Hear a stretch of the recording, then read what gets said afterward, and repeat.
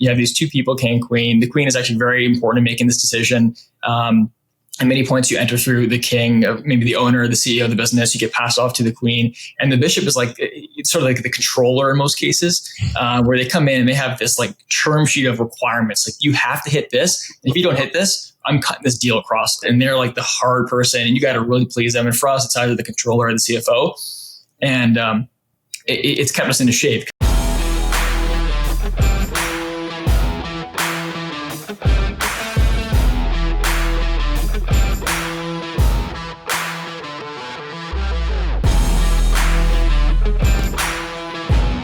Welcome to Digital Hospitality. I'm your host, Shawn Walchef. This is a Cali BBQ Media production. We started this show back in 2017, chasing a crazy idea that restaurant owners, business owners were on the internet.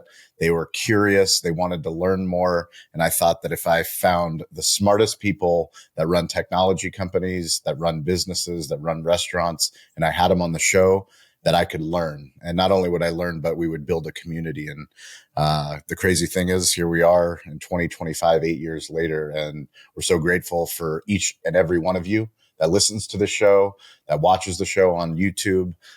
We couldn't do it without you, that shows up wherever we go all throughout the country.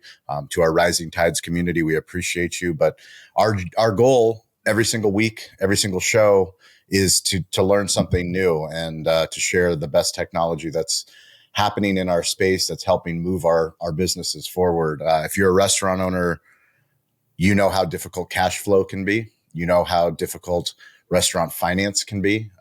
It's one of the biggest challenges of our industry. And today we're going to go right after that challenge with our friend, Ty Wilson, who is the CEO and founder of Tab Commerce. Ty, welcome to the show. Thank you. Thanks for having me. The first time I saw you was in that glass cube at the NRA show. So I'm glad to now be talking to you. There you go. So we were recording digital hospitality episodes in that glass cube. We hope that National Restaurant Association show has us back again next year. And if you're watching this or listening to this, we hope that you're in Chicago as well, so that we can record some content with you as well. But Ty, let's get to the elephant in the room, which is I've interviewed lots of tech founders. I'm very fortunate that, having done so many podcasts, I get to the best of the best. I go and I seek them out to have them on the show. I wanted you specifically to tell us the origin story of Tab. Can you bring us to the exact moment that Tab was built, and why was it built? Yeah, for sure. So my background is in restaurants. My parents were in it as teenagers and haven't left. So my family now owns several restaurant locations up in Canada. So I grew up in those, watching them build it. The exact moment, though, was kind of an evolving story, but it really was during COVID. I was actually working in banking. I was at a bank in Montreal, working in mining, so something completely unrelated, but went back to my parents' house to really just work from home while everything was shut down. Their Wi-Fi went out, so I actually had to go to one of their closed down restaurants for a few weeks to work from there. So I'm sitting in the middle of the dining room. I have all my 5 monitors there, working these crazy hours. And then delivery ended up opening up for a little bit. So the kitchen started to get a little busy during that, but I'm still in this pub dining room. And my mom starts handing me checks in the morning to bring down to the kitchen to hand to the chef, who would hand to the vendor or the delivery person as they're dropping off their products. And then I would grab the paper invoices on the way back to bring it back to my dad. He would give us my grandma to input to the accounting software. So I was sort of this courier for paper checks and paper invoices. And being in finance and obviously having a bit of a background in tech, I was just looking at that going, okay, there's got to be a better way. And that was the initial moment where, okay, maybe I could do something here. I was trying to find my next move after banking. I wanted to be involved in restaurants, get back into the business. And that was sort of the catalyst of just seeing that and then just diving into trying to build a solution. Bring me back to finance, working in finance. You said you were working in mining. What did you learn, and how is it applicable now to the work that you're doing building Tab? Well, I didn't expect to go to university. I was initially going to graduate right from high school and then go to the family business. My goal was to try to go to the family business and help grow it across the country.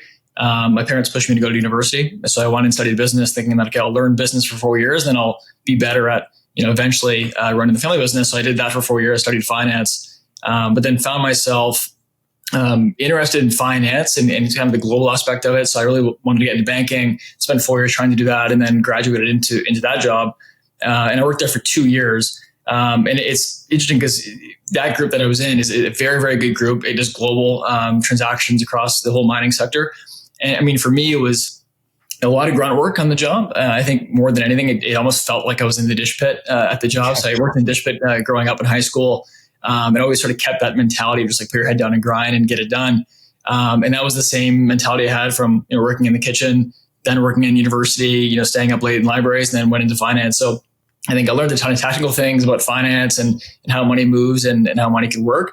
But I think it was just like the hard work aspect of it was really the main takeaway for me. Like crazy hours, some really tough work, boring work at times. But if you just put your head down and get through it, then there's a ton that comes from that. I have 3 letters that are framed right off camera to my left. I've kept them since I got those letters, and they're 3 rejection letters from law schools here in San Diego. So I thought I was going to be a lawyer. My grandfather was a doctor. He wanted me to go to law school, studied, applied, got rejected by all 3. I put them there as a reminder that that's just something that motivates me to build what we're building at Cali BBQ and Cali BBQ Media. You were rejected by DoorDash and Uber Eats. Yeah. Can you share that rejection and how it's fueled you since? And early on, I think it was about 1.5 years in the job at the bank. It was middle of COVID.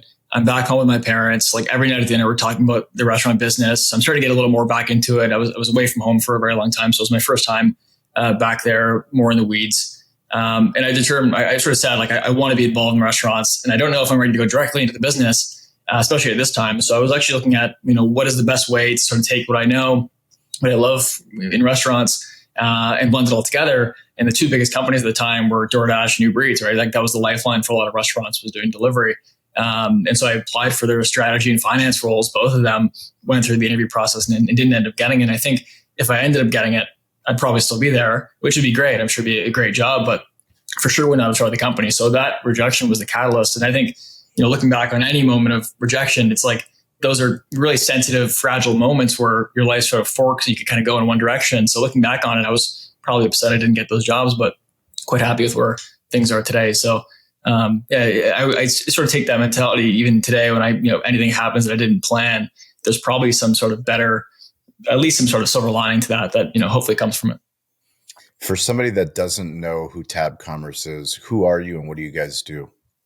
We started a number of years ago around that concept of trying to digitize supplier invoices and payments to suppliers. And so we had really just bootstrapped the company early on, just did some simple solutions around capturing an invoice, processing it, turn the data off. Initially, we did some tools around helping people track their vendor prices, helping people find local vendors. So we were like always in the restaurant back office trying to blend, again, my finance background with restaurants. And we've evolved a lot over the course of the past few years. About 1.5 years ago, we were just purely a software company, but we noticed a lot of the times that our restaurant customers were asking us around cash flow and how they could kind of, we could help there. And there's not too much you can do with software. And so we said, maybe we should get into financial services directly and actually start to do something there. And so that was one of those moments where it's sort of the ignorance of how hard it's going to be. It kind of, was beneficial because we didn't realize how difficult it would be, but there was an opportunity to go and build a full finance platform. And that's kind of what we are today, where we consider ourselves a modern finance platform for restaurants. So we take in a lot of different products. So we have our corporate cards, our flagship product. It's a corporate card built specifically for restaurants. We have accounts and all these other products. But for the card specifically, our goal essentially is to take the corporate credit card and just make it work better for restaurants. We looked at how restaurants were using it. We looked at the different pains it was causing, the benefits that it could have, and just really unpacked it and then rebuilt it from the ground up. And so we have a real corporate credit card that we issue. Prior to any spend, there's all the proactive controls in place, the budgets and everything on that card. It's easy to add your team and issue cards. Post-transaction, we automate all the work and give real-time visibility and analytics on top of that. And then within the card, we do a lot of things around giving higher credit limits, extending payment terms. So we just essentially looked at how restaurants using cards, how cards could be used a lot better and how they can actually provide much more value. And then just went and built it. And it took a long time, but we're in a good spot now. We're working with thousands of restaurants and we're having a lot of cool impacts from there. But I would consider ourselves a modern finance platform for restaurants with our corporate credit card being the flagship product. How do you take on credit card companies and banks? I mean, it seems like such a like, to your point, like you're so naive that you're just like, yeah, we'll just go ahead and fix the main problem that restaurants have with cash flow, centered around spend and cards. Did you have any idea of how difficult it would be? No, not at all. But I think that's been the mindset we've had throughout the whole time, where you always sort of underestimate the difficulty, but that helps you get over the hurdle of actually starting it. So we've had that mindset, forever, and it's helped us kind of get through these big barriers. But for us, like, what we noticed was a few things. First was the experience around using cards. It was very frictional. Like, really, the card, traditional card, is just a piece of plastic that you can use to pay. And it's a very easy way to pay, very convenient, but there's no software experience around it. There's very little controls and visibility. And there's just a lot of frictions that are specific to restaurants, like spending across multiple locations, having multiple kind of levels of card holders internally, whether it's the employee at the location that today is like grabbing cash out of the till, or using their personal card and getting reimbursed, or it's a regional person spending across different locations, or if it's a manager having to manage lots of cleaning supply vendors and pest control and subscriptions and all that stuff. It was just a very unique way they're spending. And so we started with the software experience. So let's focus on the software around the card, and let's just try to like really go down to the exact cardholder experience, the individual person in the company, whether it's an R&M technician, a GM, a chef, regional director. Let's just solve for them first. And so you could solve a lot of their pain points. And our initial pain points were expense reports, helping them capture receipts instantly, attribute spend to locations, do all these things. If you could solve it there and make it easy for them to do so, they're actually going to do it. And then that's going to make the controller and CFO's life a lot easier, and the owner, whoever's closing the books, it's going to make their life a lot easier. And then you can kind of have that funnel of benefits. So we just focus on the software experience. We brought a lot of unique software from previous products we built into this whole system. And then now we're getting a lot more into like the actual cash flow side of things with extended terms, higher credit limits, and all those things. But we just spend a lot of time directly working with operators, like literally being alongside them. We were founded in Toronto, but when we decided to launch our card product, we moved down to the US. Me and a few guys on the team came and moved down to Austin, Texas. That was partially because we have a big partnership with the Texas Restaurant Association. We have a co-branded card with them. So it was just like, you have to be alongside them. You have to figure out the exact workflows and all the kind of nuances that they're doing in the day-to-day. And you have to build for that. And I think one of the unique things is, if you're built specifically and only for restaurants, you're going to get feedback that in many cases is unique to restaurants. And that, we often get feedback from one group, and that applies to pretty much every other group. And we're just building for that. So any uniqueness, which there's a ton in restaurants, we can address, whereas other platforms just can't address. So our view is that every major industry is probably going to have their own version of us, and some already do. Healthcare, construction, home services all have a version of us built for them. But nothing really existed for restaurants yet. And so we're the first, and our goal is to really help, just more restaurants, control cash flow, optimize spend, manage working capital, and all these like really important things that you just couldn't do as a software only company. Tell me the story about meeting the leadership at Texas Restaurant Association and how you kind of developed that partnership and worked alongside them.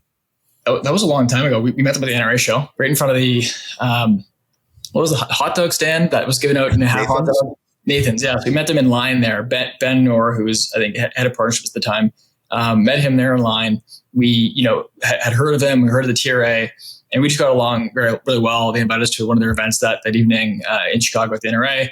And then for the next year, we just built this relationship up, and they were pretty upfront. They said, like, look, if you want to be a partner, you got to take this incredibly seriously. We have a lot of partners come in, and they pay a bunch of money to join, but then they don't show up. They don't come to our events. They don't do certain things. And we don't want that anymore. And so they said, we want you to be all in here. And part of that is moving to Texas. And so we were actually trying to figure out where to move in the US. And there was a couple cities out there, like New York, San Francisco, Miami.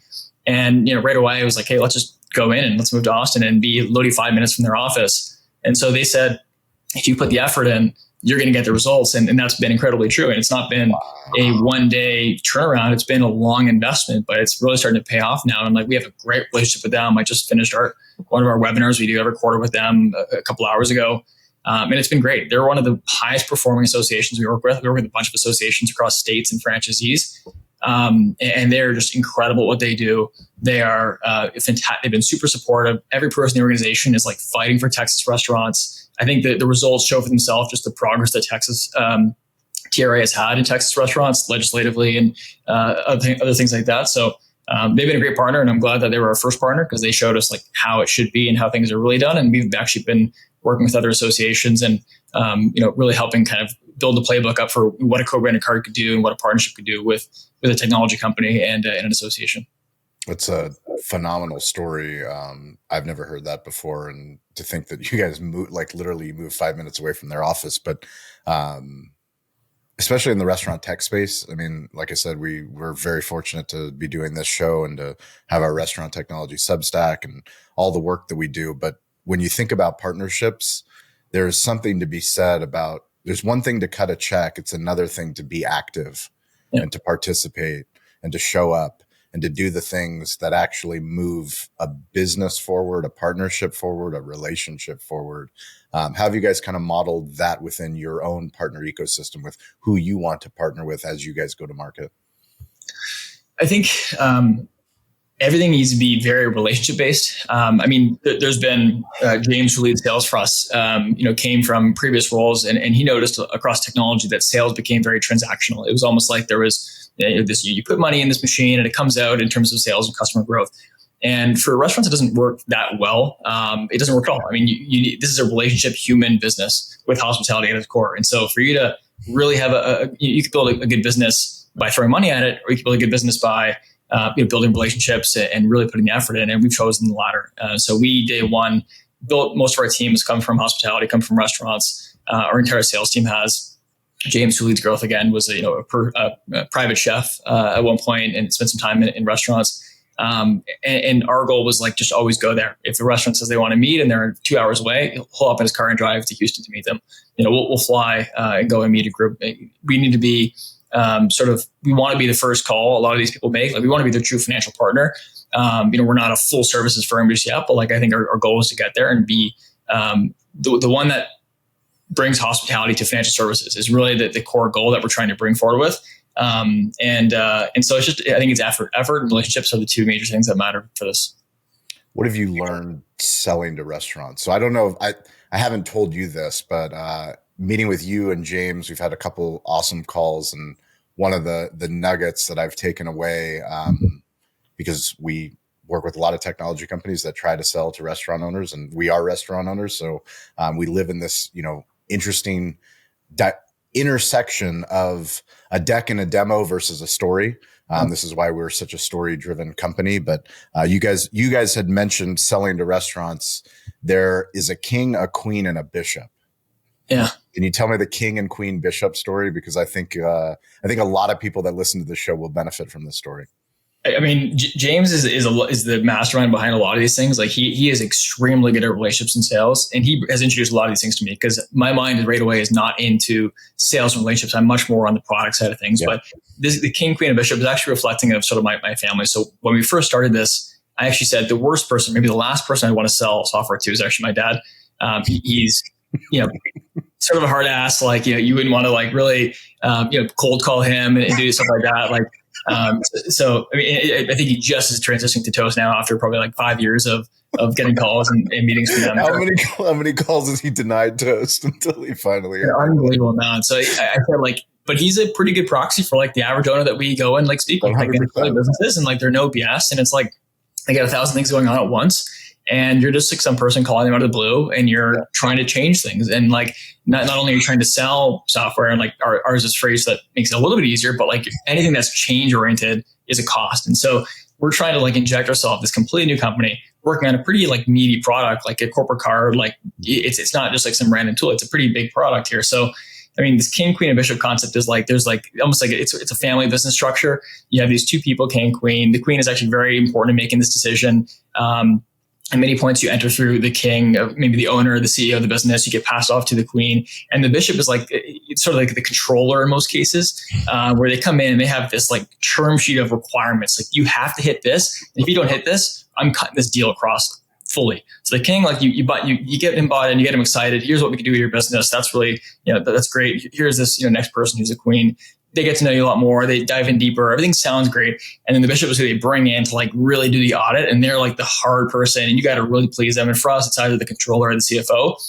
And it's kept us into shape because they have a very long requirements list. They're very specific. and they don't want any disruption to their team. It's like they're almost like shielding their team. Like this needs to help their team, but it's definitely I don't want any, even if it helps improve this process by 50 times. If there's one extra new process that's going to make it worse, we can't do it. So it's really forced us to get the product into really good shape. But that framing just sort of helps us like understand the different people that we interact with, because in most cases there's probably several people within any deal that we have with the restaurant. I mean, having done this show for as long as I've done, having known restaurant owners, being on customer advisory boards, like I've never heard an analogy that works so well across so many different small businesses, multi-unit restaurant groups, like even franchisor, like it's acknowledging that there's always a third voice, and whether that's the consultant or the accountant or this, like wherever it is, like having all of those voices at the table is the only way to get really, truly any growth, any type of, I mean, if we're honest, like we're talking about implementation of new tools that should make your business. If we're going off of the premise that restaurant technology that we're going to implement is going to make our restaurants better, more profitable, more sustainable, more impactful, then we need all those stakeholders at the table to buy in. And it's almost back to the Texas Restaurant Association, where they want you guys to buy into them. Yeah. Like it does become that relationship, right? It totally does. And like, I think for us, we would go into these conversations and initially wouldn't find that third person till the end. And they come in and things would fall apart because they didn't have their say early on. But I think we're dealing with two major scar tissues here with when we talk to restaurants. One is back office tech. I mean, I think there's a lot of systems out there that are great. There's some that are great, but they take 6 months to get an ROI off that, and there's implementation time and all these different things. So there's a lot of scar tissue with back office tech in general, and I think broader in tech, just implementation and onboarding time. So there's that scar tissue, and then financial services. People's experience with financial services is not great, especially on the restaurant side. And so we're combining those two things. And so when we first say, hey, we're like a modern finance platform for restaurants, like right away, it's like, what? I don't think I want to even go down this rabbit hole yet. One testimonial that we talk about the most is one of our clients in Denver, 8-unit group. They had a quote that said, Tab was one of the few software vendors that I purchased from that did what they said they're going to do from the sales process. And we lead with that because for us, like first we built their company around like a single person. So the person that emails you or you meet at a conference is most likely going to be the same person throughout. It's going to onboard you at Tab and it's going to maintain your relationship. You're going to have their phone number, their email. You're going to call them. I'm going to tell them business hours, but they're probably going to pick up at 9 p.m. one night. That's going to be your person. They're going to help you with everything, and they're going to make sure that it's a seamless process. So it's like that one person. That's the relationship that you have with Tab, is a face, it's a human. And that's super important. And so like just injecting that right away is saying like, we're going to say some things in the sales process about like what our product can do and like the value it could have, of course. But like I want you to know like our goal is to actually live up to that and exceed that far greater than we promised, because that's the most important thing. Because anyone can say anything in the sales process. And then it's whether the product lives up to that or not is where the cost comes in. And that's why, that's where the scar tissues come from, where they don't get the ROI they expected, or it's harder than expected. And then, it's not a certain way. And then you find yourself 6 months into implementation and it's just not there yet. And you've lost that time, and that's super, super expensive. Outside of just the cost you're paying for any system. So day one, we said, we need to live up to what we say. We've probably skipped on some things. We've probably like done things wrong in the past, but we've always tried to just fix that as fast as possible. Hopefully over time, we're in a good shape now. And hopefully over time we continue to just live up to the stuff that we say, and even exceed that. But that's one of the key metrics that we track, across the entire company. Is we just need to keep, listening, keep our ear to the ground and just execute on what we say we're going to do. How do you scale the unscalable, that human element? I think I'm in the same opinion as we build out our media company. I want to stay as close to our clients as possible. I want to help them on their journey. I want to make sure that my team, every step of the way, that we're delivering on what we promise. And like I said, we work with startup tech companies all the way to publicly traded ones, and that there is some sort of trade-off as you scale to, Ty can't be on every call. James can't walk, as you guys go from thousands to tens of thousands to hundreds of thousands, you have to replicate the hospitality. I mean, that's the essence of our show, is digital hospitality, right? How do you build a product that's so great, that's iPhone level, where I don't have instructions for how to use my iPhone, Like I'm not, asking Tim Cook, hey buddy, how do I download the Apple Intelligence? Like, no, it's a phenomenal product, right? Yeah. It's hiring and culture and systems. Those are the two major things.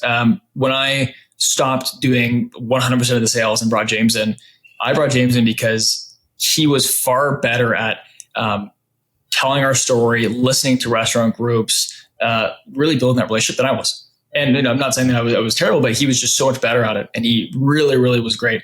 And so it was him and I doing sales. And then he wanted to make 2 hires. And he had that same bar where he wanted to hire someone that was better at this than he was. And we did. We have 2 great guys working for us that have just like exceeded that. So when I join calls and I see them working, they crush it and they're incredibly good at it. But you have to sort of have that bar for you have to set the bar for what the expectations are. Because I think if you lose that, that's where the quality deteriorates and everything sort of falls apart. So we have to have a very high bar for hiring and for what the culture is internally and for what we do as a company.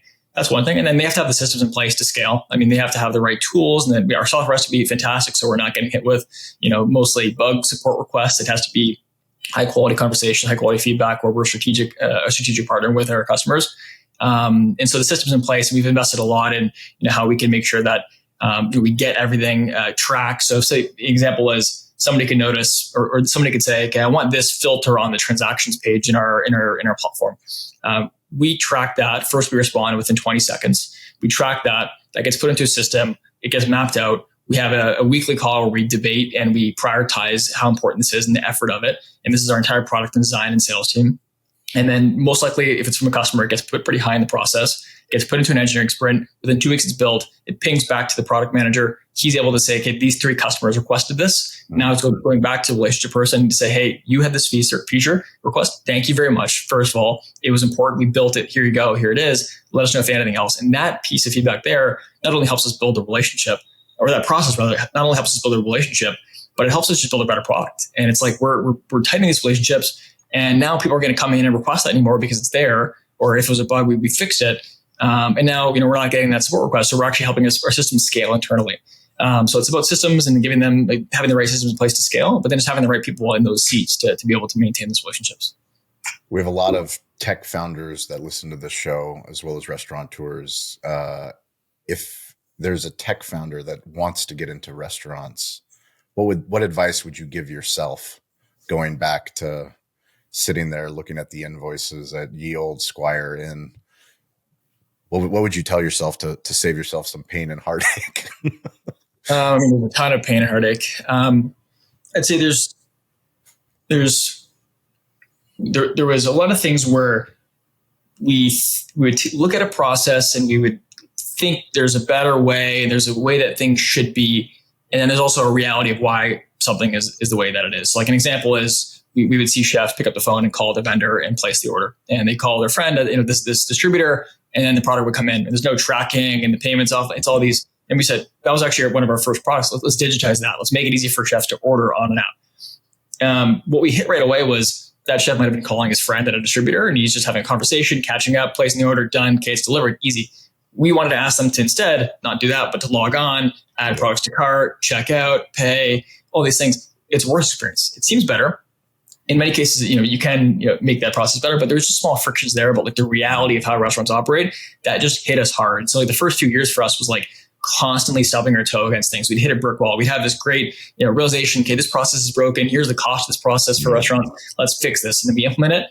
And it just hits a brick wall within the implementation time because there's certain things in place and certain just workflows that are hard to change. So I think really trying to map what can we change reasonably, what can we actually improve a large enough amount to justify any change. And that change should be actually a much easier process because things are always going to sort of deviate to what's easiest. And now with our receipt capture, instead of having to, upload a receipt to some Dropbox folder and then, or drop off the physical receipt to your controller's desk, we're texting you right away. As soon as you tap the tab card, we're sending you a text and you're going to open your phone, take a photo of the receipt, assign it to a location, assign it to a category, add notes, send it off.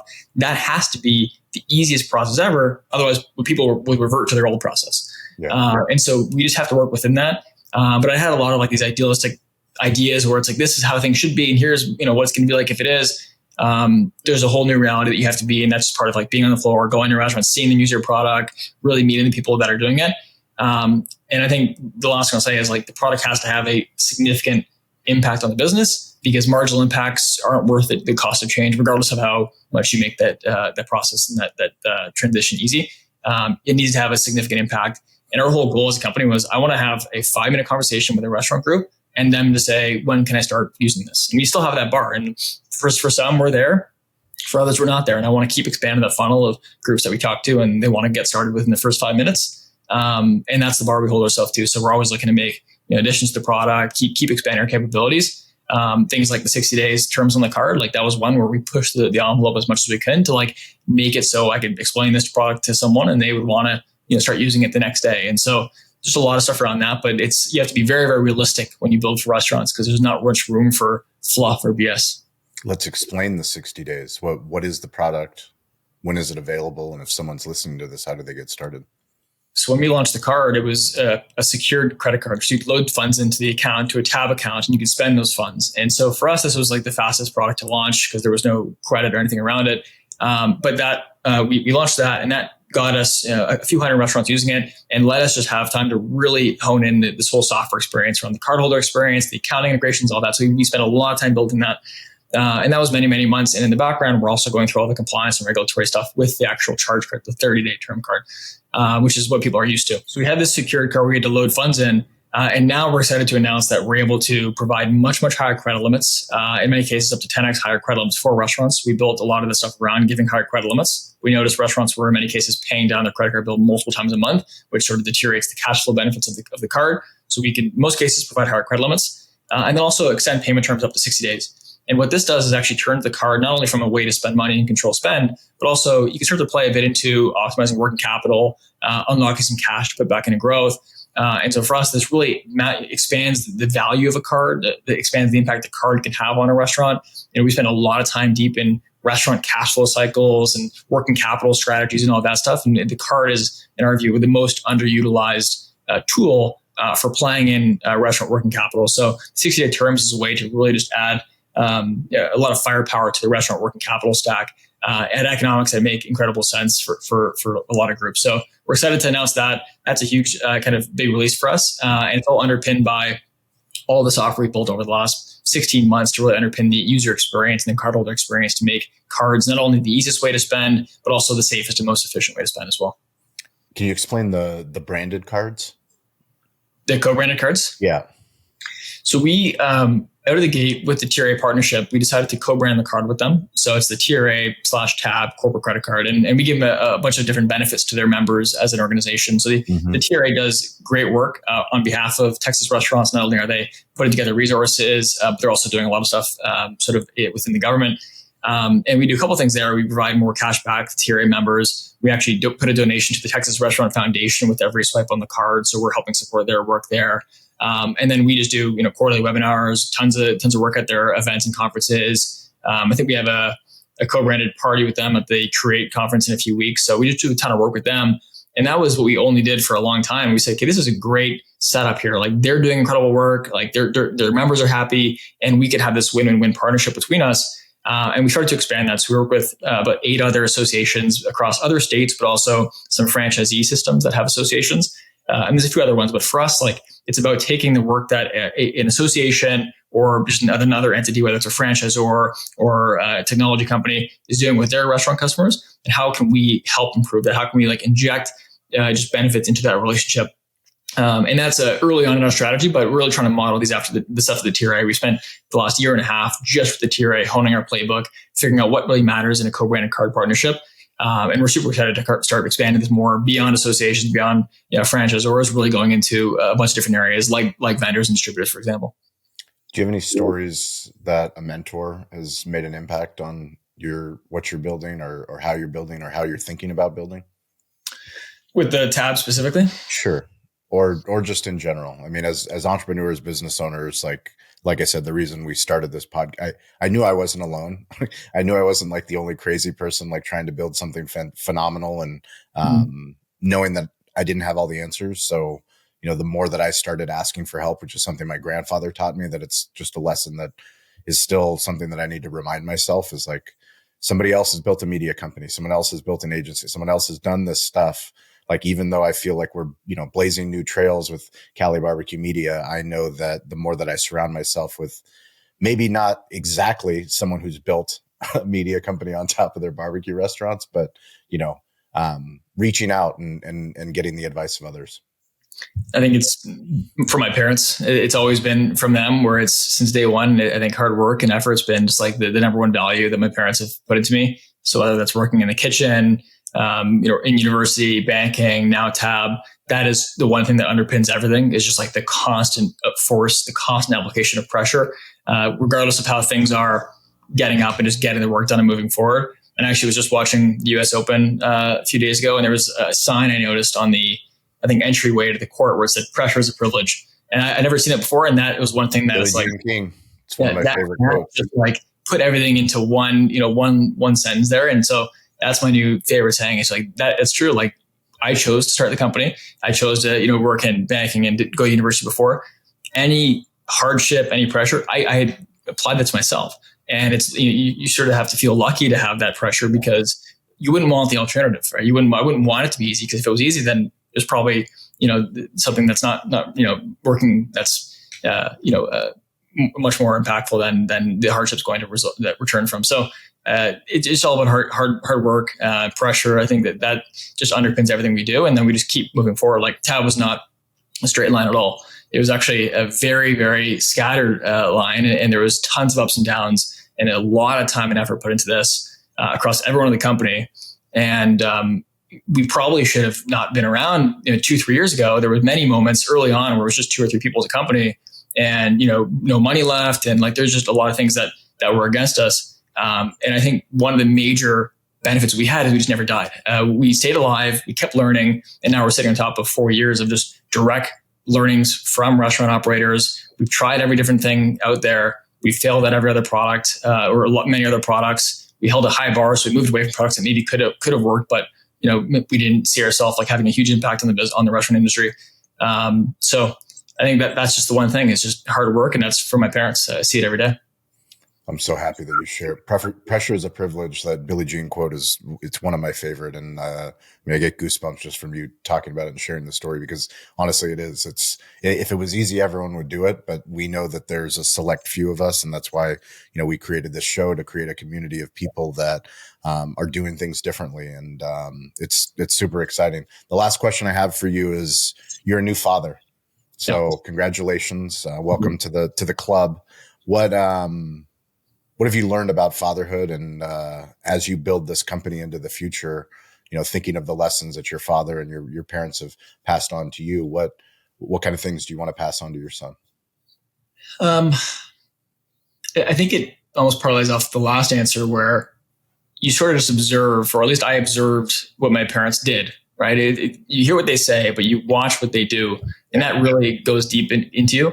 And so now I have this 6-week-old baby who just stares at me all day long. And maybe it looks like I'm not working hard because I'm sitting in front of a computer, but over time he'll realize that I could only show him how to do certain things. And that's what I hope to just like be a great example for him.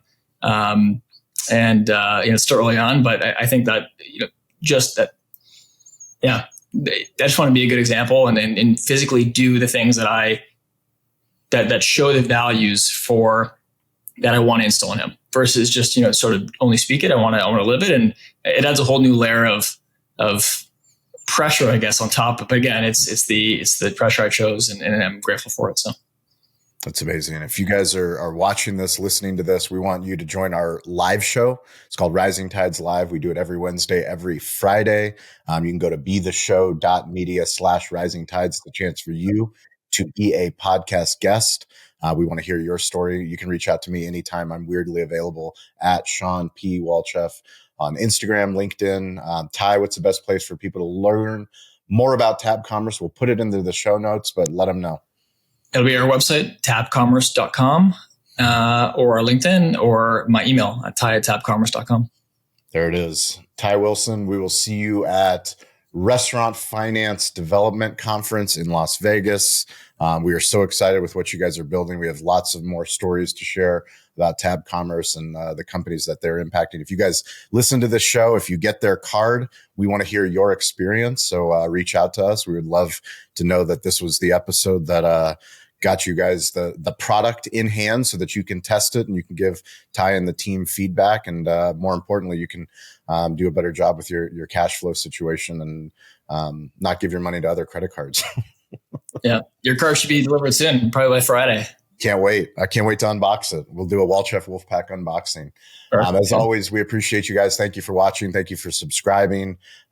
Reach out anytime. Stay curious, get involved, and don't be afraid to ask for help. We'll catch you guys next episode.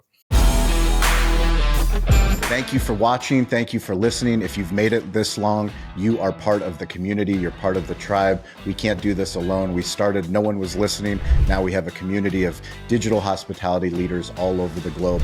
Please check out our new series called Restaurant Technology Substack. It's a Substack newsletter. It's free. It's some of our deep work on the best technology for restaurants. Also go to YouTube and subscribe to Cali BBQ Media. Cali BBQ Media on YouTube. We've been putting out a lot of new original content. Hopefully you guys like that content. If you want to work with us, go to betheshow.media. We show up all over the United States, some international countries. We would love to work with you and your growing brand on digital storytelling. You can reach out to me anytime at Shawn P. Walchef on Instagram. I'm weirdly available. Stay curious, get involved, and don't be afraid to ask for help. We'll catch you next episode.